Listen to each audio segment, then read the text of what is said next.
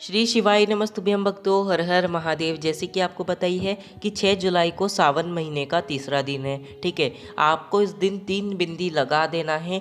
माँ को विशेष ध्यान रखना है। ये जो उपाय होने वाला है ना, ये आपके बच्चे के लिए होने वाला है। कैसे करना है इस उपाय को आगे मैं वीडियो में बताऊंगा। तो चलिए हम सभी लोग इस उपाय को जान लेते हैं। ये उपाय मैं आपको पूज्य पंडित प्रदीप जी मिश्रा जी की शिव महापुराण कथा से ही बता रहा हूँ। तो आइए हम सभी लोग उपाय को जान लेते हैं। ठीक है, जैसे कि मैंने बताया कि ये उपाय माँ के लिए होने वाला है। इस उपाय को कैसे करना है, यानी कि अगर आपके बच्चे का विवाह नहीं हो रहा हो, ठीक है, आपके बच्चे का विवाह ही नहीं हो रहा हो, बहुत प्रयास कर लिया आपने, लड़के वाले देखने आते हैं, लड़की वाले देखने आते हैं, पर विवाह ही नहीं होता हो, बहुत तकलीफ चल रही हो, मंगल दोष की वजह से विवाह नहीं हो रहा हो, किसी भी दोष की वजह से विवाह नहीं हो रहा हो, तो आपको इस उपाय को कर लेना चाहिए। ठीक है, इस उपाय को बच्चे के हाथ से, जिसका विवाह नहीं हो रहा उसके हाथ से आप इस उपाय को करा सकते हो। ठीक है, सबसे पहले बता दूं मैं कि इस वीडियो में मैं आपको टोटल 3 उपाय बताने वाला हूँ। ठीक है, तो तीनों उपाय आप अवश्य सुनकर जाना।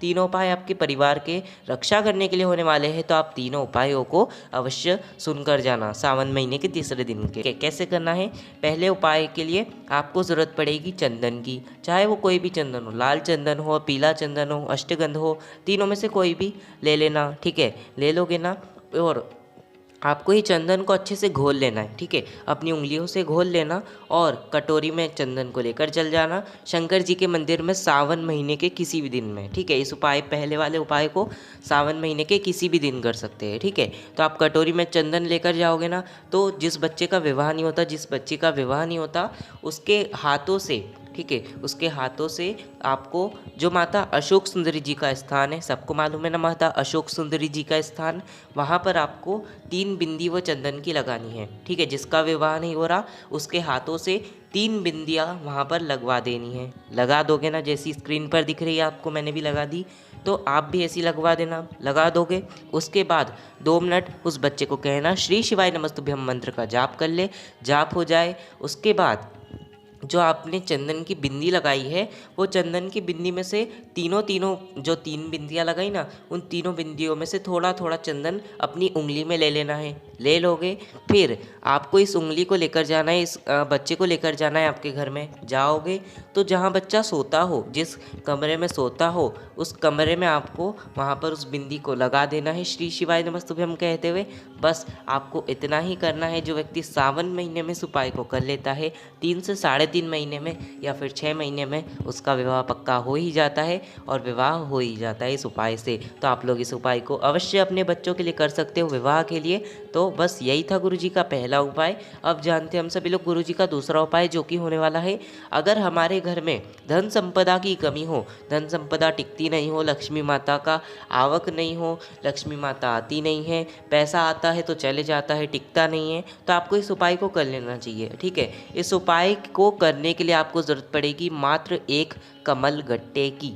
ठीक है, किसकी ज़रूरत, 1 कमल गट्टे की। ठीक है, कमल गट्टा किराने की दुकान पर आपको अवश्य मिल जाएगा, या फिर पूजा वाली दुकान पर भी आपको अवश्य मिल जाएगा। ठीक है, मात्र 1 कमल गट्टा आपको लेना है। ठीक है, 1 कमल गट्टा ले लोगे, साथ ही साथ आपको ज़रूरत पड़ेगी 1 लोटा जल की, जो शंकर जी को बहुत प्रिय है, आपको सबको पता है। तो उस जल के अंदर आपको वो कमल गट्टे को डाल देना है। डाल दोगे ना, तो इस जल को आपको लेकर जाना है शंकर जी के मंदिर में। जाओगे तो आपका फेस, ठीक है, आपका जो मुख होना चाहिए वो उत्तर दिशा की ओर होना चाहिए, और पीठ दक्षिण दिशा की ओर। ऐसे जाकर वहाँ पर शिवलिंग के सामने खड़े हो जाना। ठीक है, इस दिशा में जाकर खड़े हो जाओगे तो आपको वो जो जल लेकर आए ना हम घर से, वो श्री शिवाय नमस्तुभ्यम कहते हुए और लक्ष्मी माता का नाम लेते हुए, शिव जी से यही प्रार्थना करते हुए कि हे शंकर भगवान, हमारे घर में धन संपदा की कमी है, आप धन संपदा की कमी को दूर करें, यही सब कामना करते हुए आपको शंकर जी की शिवलिंग पर वो जल को समर्पित कर देना है।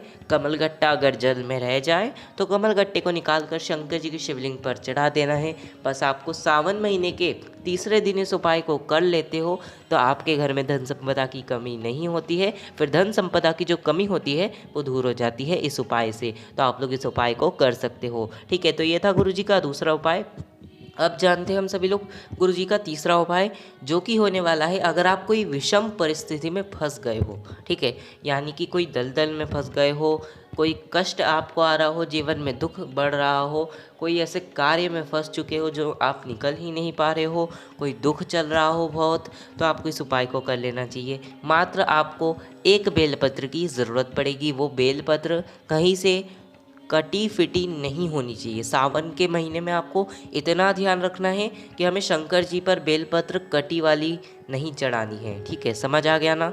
हमें मात्र एक बेलपत्र की ज़रूरत है, एकदम सुंदर सी बेलपत्र ले लेना। ठीक है, इस उपाय को करने के लिए साथ ही साथ एक लोटा जल जो शंकर जी को बहुत ही प्रिय है वो भी ले लेना। ले लोगे इन दोनों चीज़ को, ठीक है, इन दोनों चीज़ को लेकर जाना है हमें शंकर जी के मंदिर में। जब आपको ऐसा लगे कि मेरी विषम परिस्थिति चल रही है, दुख कट ही नहीं रहा है, भगवान से कह रहे हो कि हमारा दुख काट दीजिए, तो इस उपाय को आपको कर लेना है। ठीक है, तो जो हम घर से एक बेलपत्र लेकर आए ना, वो बेलपत्र को जो माता अशोक सुंदरी जी का स्थान है, ठीक है, जहाँ से जल बहता है शंकर जी का, वहाँ पर माता अशोक सुंदरी जी का स्थान है। वहाँ पर एक मोटी सी लाइन होती है, तो वहाँ पर आपको वो बेलपत्र को समर्पित कर देना है श्री शिवाय नमस्तुभ्यम कहते हुए चढ़ा दोगे।